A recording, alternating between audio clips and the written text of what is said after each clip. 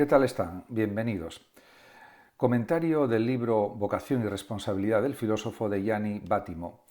Realmente este gran filósofo italiano, Vattimo, que falleció el año pasado, en el 2023, pues tiene una gran repercusión en el ámbito filosófico mundial y también en el ámbito europeo, como es lógico. Es el creador del denominado pensamiento débil, como sabe todo el mundo, pero en este libro pues también habla diríamos, la tarea del filósofo, etc. Voy a comentar pues algunas partes del libro, algunos fragmentos, algunas frases simplemente, sin pretensión de exhaustividad, y para invitar a la lectura de este libro, los que no lo hayan leído. En cualquier caso, quiero dar mis opiniones al respecto también. De hecho, en el capítulo del libro titulado Filosofía, Historia, Literatura, el propio Gianni Vattimo habla de la verdad, la retórica y la historia. Y dice, escribí una vez un ensayo sobre la verdad como retórica.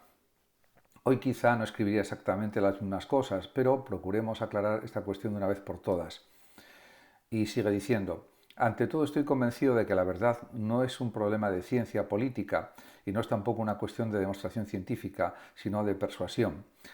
En primer lugar, quiero decir que, ya realizando el comentario, que efectivamente en la primera frase muestra que es un pensador que evoluciona, que no siempre tiene las mismas ideas, que las va cambiando, modificando, aunque yo diría que el núcleo de su pensamiento, el pensamiento débil, pues sigue vigente porque está en contra de sistemas absolutos como el hegeliano y otros, pero sí es cierto que también efectivamente tiene una visión peculiar, una interpretación peculiar de lo que es la verdad.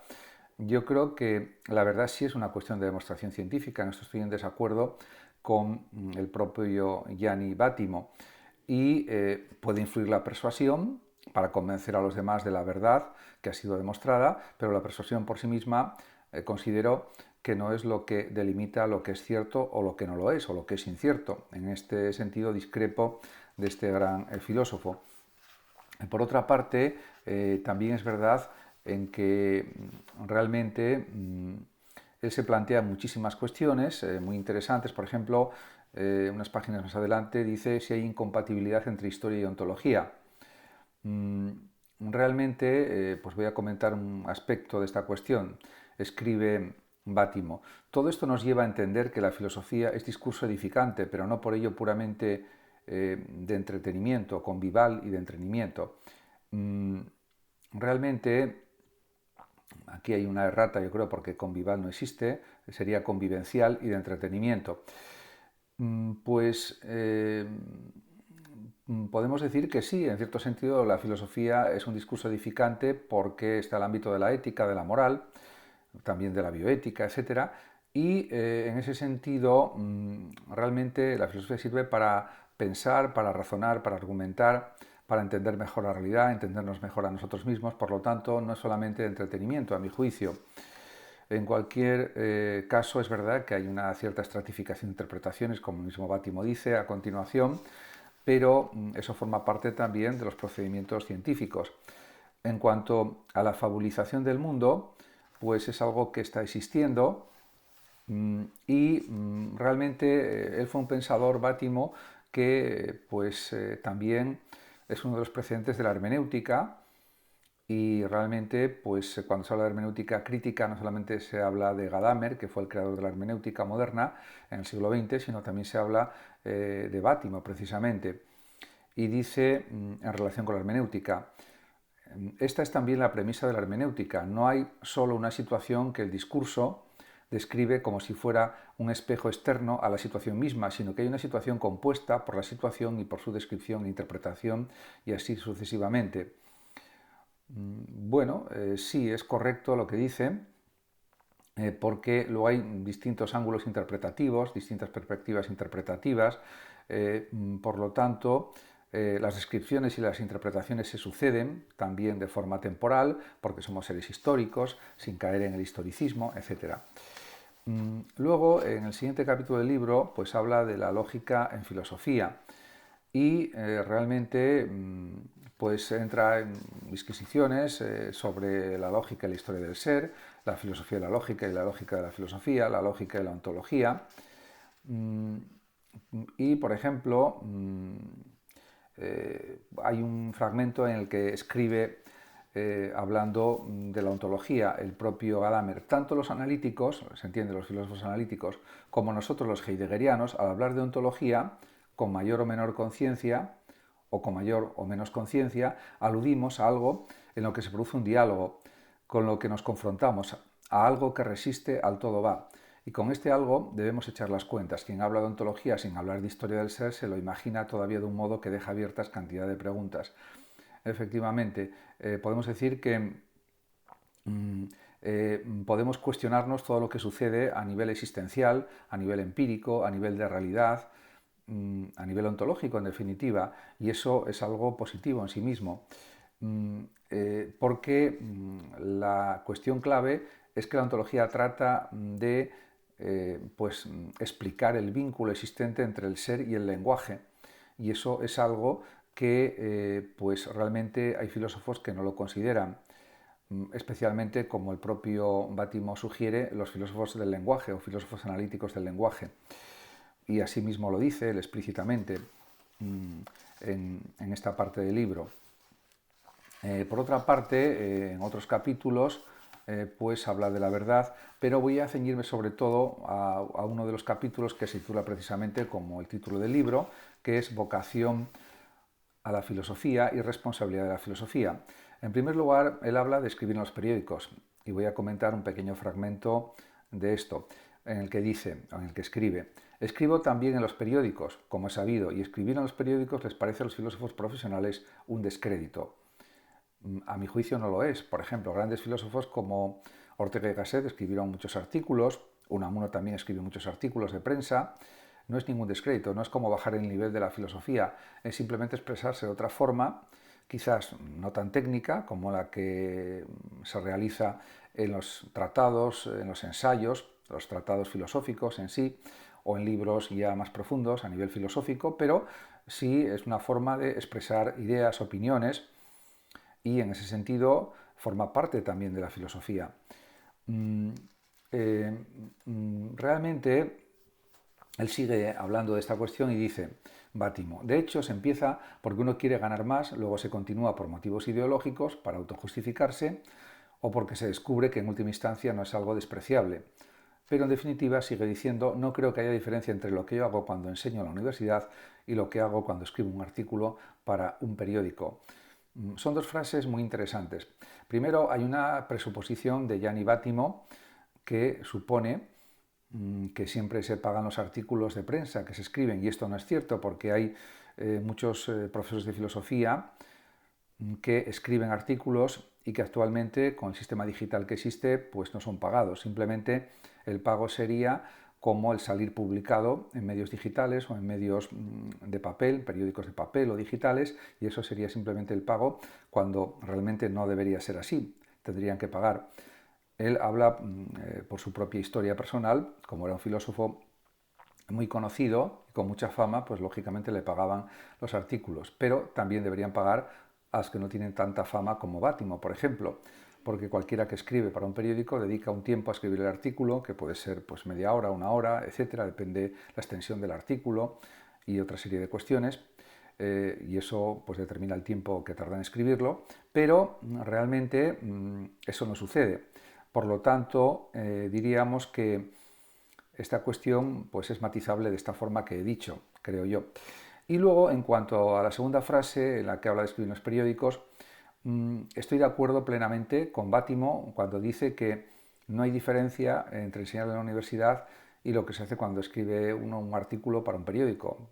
Yo también escribo artículos para periódicos y cuando doy mis clases, hombre, noto la diferencia porque es una cuestión más técnica lo que estoy explicando en clase, pero al final los ejemplos, los artículos también complementan lo que se puede decir en las clases, porque a veces se pueden abordar temas muy específicos, muy concretos, que aclaran ideas del contenido doctrinal de distintos filósofos, o funcionan como una especie de tutoriales, de alguna manera, para comprender mejor los conceptos, las ideas, el enfoque de distintos filósofos, distintas ideas de distintos pensadores, etc. Por lo tanto, no hay una diferencia esencial entre escribir un artículo para un periódico y enseñar, sea en institutos, en universidades, etc. En eso estoy totalmente de acuerdo. Por otra parte, pues realmente dice también que hay una presencia de hombres de cultura en los medios, y eso es algo entendible. Y dice al respecto Bátimo: normalmente hay la presencia de los hombres de cultura en los medios. Se justifica por la estima social de que gozan gracias a su competencia científica, a su competencia académica, podemos decir, que viene a ser lo mismo. En ese sentido, pues realmente esto es entendible que sea así. Otra cuestión también es la relativa a, por ejemplo, que está el tema también de las conferencias, y en ese sentido él también da su propia opinión al respecto. Y dice: en realidad lo que he hecho siempre es dar conferencias. Acabado el bachillerato iba por ahí hablando del humanismo integral de Maritain. Mi vocación filosófica nació así. Y sigue diciendo: pero aquel fondo de intimidad que puede haber en mi práctica filosófica, digamos esa punta de participación y de ejercicio personal, ahí es donde la filosofía se encuentra con la religión. Creo que esto se refleja de un modo determinante en el estilo filosófico y también en la escritura. Estoy de acuerdo en que al final pues, la vocación filosófica puede partir precisamente de dar conferencias, dar discursos, y a partir de ahí pues también se desarrollan artículos, libros, ejercicios escritos que sirven para expresar mejor lo que es la filosofía, tutoriales que se pueden hacer en formato de vídeo, de audio, etcétera, etcétera. Todo eso está en relación con la vocación filosófica, efectivamente. Incluso la realización de la tesis doctoral pues también es un ejercicio, es una actividad muy formativa que sirve para aprender los mecanismos más precisos de la investigación filosófica, y eso también es determinante, por ejemplo, en el estilo de escritura, en el estilo filosófico, aunque luego ese estilo se puede modificar según desarrolla sus ideas el filósofo, la persona que se dedica a la filosofía. Por otra parte, él reivindica el valor de escribir en primera persona, y realmente así lo expresa, y dice: comencé a escribir con un estilo que no solo no es de tratado, a veces no consigo escribir así ni siquiera cuando sería el momento justo de hacerlo, sino que es escritura en primera persona y reflexionando sobre las condiciones de mi escritura. Solo cuando escribí este último libro, Creer que se cree, se refiere. Efectivamente, hay muchos estilos de escritura: el estilo más académico, más riguroso, más científico, más técnico, y luego hay otros niveles de escritura que no son tan técnicos. De hecho, existen también las novelas filosóficas, etc. Los ensayos, que no son tan técnicos como los tratados filosóficos. No es lo mismo escribir ensayos que escribir una tesis doctoral, lógicamente. Requiere más profundidad, una terminología más específica, más artificial, si se quiere, usando más la jerga filosófica, pues eso lo requiere más una tesis doctoral que no precisamente un libro de ensayo, aunque esto es matizable y es también relativizable en buena medida, porque puede haber ensayos más técnicos, menos técnicos, etcétera, etcétera.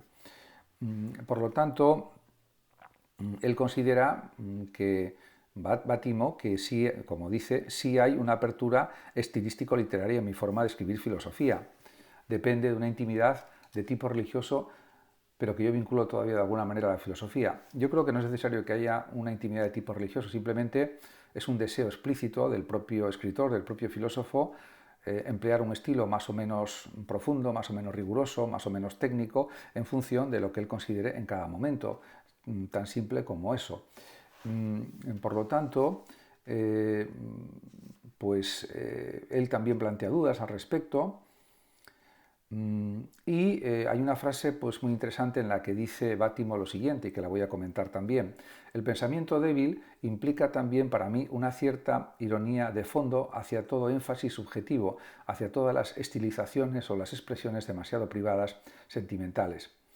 Efectivamente, pues a veces en los libros de filosofía se pueden traslucir sentimientos personales que quizás habría que tratar de otra forma, o diríamos reescribir esos sentimientos de una forma más objetiva o de una forma simplemente más genérica, como que forma parte diríamos, de lo que se puede entender filosóficamente como algo universalizable, por ejemplo, para que no quede, diríamos, tan explícita la intención subjetiva de ese sentimiento, o que no queden reflejados los sentimientos del autor de una forma tan abierta, tan directa, y queden sublimados al ser expresados de una forma más abstracta, más genérica, aunque, diríamos, el inicio de esos sentimientos sea la propia intimidad del autor, el propio pensamiento subjetivo del filósofo.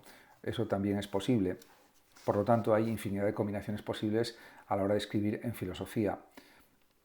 Por otra parte, pues también él analiza las cuestiones relativas a la precomprensión, eso forma parte de la hermenéutica, y lo dice también en distintas maneras, de distintas formas, y también dice otra cosa importante en relación con la cuestión política o con las opiniones sobre política, y dice: escribir en primera persona significa para mí ponerse en cuestión dentro de un proyecto común, más que, como dice Rorty, un retroceso a la fantasía privada o un hacer de la filosofía solo una práctica textual para el problema de la autorreferencia. Objetivos que a fin de cuentas me parecen irrelevantes. Pues en efecto, realmente yo ahí no estoy de acuerdo con que sea una fantasía privada escribir en primera persona. Y pues cada uno tiene pues un estilo literario, filosófico, que puede cambiar y modificar y ajustar en función de cada libro que escribe o de cada artículo, etcétera, y todo eso pues deja una gran libertad tanto al filósofo como a cualquier autor literario también. En ese sentido, pues él considera que escribir en periódicos pues es una actividad muy positiva, muy adecuada, y al respecto pues escribe lo siguiente: en este sentido, escribe Bátimo, vale todavía lo dicho a propósito del hecho de escribir en los periódicos. Creo que en filosofía siempre se cuestiona un bien político, un problema de comunidad política, cosa que justifica tanto la filosofía como enseñanza, como la filosofía escrita en los periódicos. Pero también creo yo la filosofía en política, y a esta última situación me encuentro yo hoy haciendo frente. Efectivamente, filosofía y política ya desde Platón están íntimamente unidas, y realmente pues escribir de política es algo que sirve por sí mismo, no solamente si se escribe de cuestiones políticas, también de cuestiones éticas o morales, de cuestiones psicológicas, de cuestiones metafísicas. Todo eso sirve para desarrollar la cultura filosófica, el conocimiento filosófico, porque la filosofía se interesa por todo, y en ese sentido distinciones artificiales pues no sirven para comprender lo que realmente es la filosofía. En ese sentido, es verdad que también está la cuestión de la deconstrucción de Derrida, que la analiza también, diríamos, en el libro, pero eso ya sería a nivel puramente semántico, a nivel estilístico, a nivel, diríamos, de sintaxis, pero si pensamos en el desarrollo de conceptos, de ideas, de opiniones, pues la filosofía da igual que se exprese en clases, que se exprese por medio de artículos, de libros, etc. Al final es todo filosofía. Él mismo reconoce que él comenzó a tomar conciencia de su yo con la lectura de novelas, cuando era pues todavía prácticamente un niño, y así lo dice. En todo caso, comencé a tomar conciencia de mí mismo cuando leía novelas de aventuras a los 12 años. Y así mismo lo expresa. La respuesta fue en ese momento muy simple. Comencé de inmediato a imaginarme envuelto en una empresa de dimensiones histórico-emancipadoras. Quería que venciera la República en 1946 y quería que venciera la democracia cristiana en el 48. Tenía 10 o 12 años y no obstante me daba cuenta de que estaba en juego algo importante en la Italia de aquellos años, efectivamente. Por lo tanto, para él es claro que hay un vínculo entre filosofía y polis. Y, de hecho, él lo reconoce en el propio libro. Señala: quizás hay un cierto platonismo en este tipo de vocación filosófica. Platón, dice, es eminentemente el filósofo político, y resulta paradójico, pero creo que no casual, que justamente Platón haya sido también el filósofo del platonismo, esto es, de la teoría pura del matematismo en filosofía. todo es conciliable a nivel filosófico. De hecho, la vocación filosófica está unida a la justicia, a la idea de libertad, en mi juicio, a la idea de independencia personal y también yo creo que la filosofía entiende la vida como una especie de aventura donde hay que desarrollar la valentía, el coraje, aplicarlo a la realidad y eso forma parte también del ambiente filosófico que creó Platón, que creó también su discípulo y amigo Aristóteles, etc. En ese sentido, la vida contemplativa que proponía Aristóteles también es otra forma de, diríamos, dar primacía al pensamiento sobre todo. Por supuesto, también es cierto que Aristóteles era un pensador, diríamos, realista y quería también pues, un estado político basado, por ejemplo, en el gobierno de la clase media, la mesocracia de la filosofía política o de la política aristotélica. En ese sentido, la socialidad del ser humano, el que seamos animales sociales, como decía Aristóteles, forma parte también de la esencia de la filosofía, indudablemente. En ese sentido, la filosofía también sirve de alguna manera para llenar los vacíos de la vida, de algún modo, podríamos decir, y considera el propio Bátimo que la filosofía es algo fundamental para el ser humano y dice: creo por el contrario que quien no hace filosofía es un hombre disminuido, un despreciable mecánico. Y estoy de acuerdo, porque filosofar es pensar y pensar, buscar, investigar para llegar a la verdad sobre todo, y eso es algo característico del ser humano.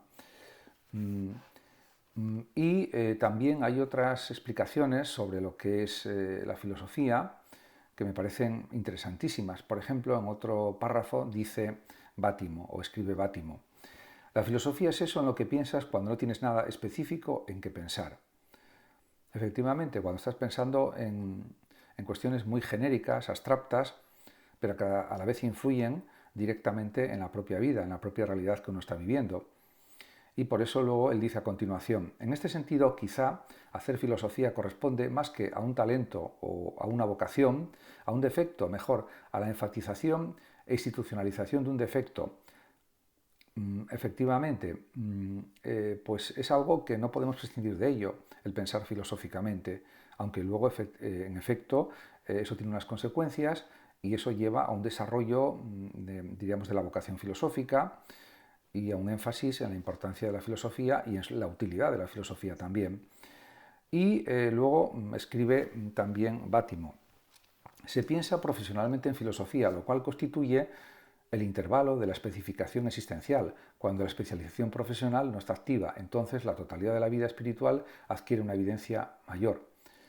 Efectivamente, porque el filósofo no solamente piensa de forma específica en determinadas cuestiones de distintos ámbitos de la filosofía o ramas de la filosofía, sino que incorpora su pensamiento filosófico a todo lo que hace, a todo lo que piensa, a todo lo que siente, etc. Todo está lleno de filosofía por todos lados. No es un animismo como el de Tales de Mileto, pero sí hay que decir que, diríamos, el enfoque filosófico llena todos los aspectos de la realidad y de la vida humana, podríamos decir.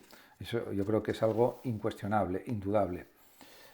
Por tanto, con estas reflexiones, pues el propio Bátimo da muchísima importancia a la filosofía y está convencido de que la filosofía tiene mucho que hacer. Y dice así: creo que la filosofía en esto tiene mucho que hacer. Y en este sentido, dice, el Parlamento Europeo es un lugar ideal para un trabajo de este tipo. Ahí tiene mucho que ver la fe en la posibilidad de una modificación de las costumbres y de la cultura más que en los programas legislativos, para hacer una vida más pacífica, más solidaria, más justa entre todos, y eso, pues, el cultivo de la filosofía puede hacer mucho al respecto.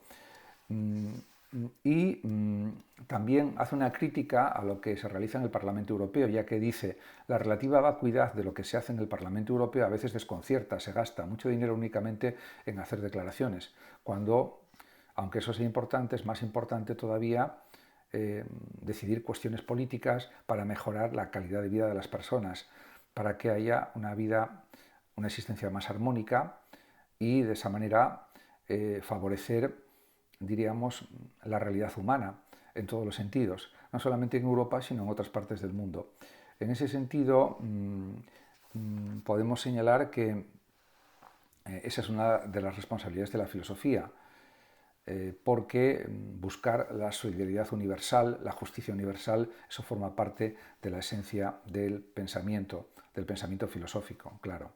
Muchas gracias a todos por su atención y hasta mi próximo vídeo, hasta mi próximo comentario o tutorial. Hasta siempre.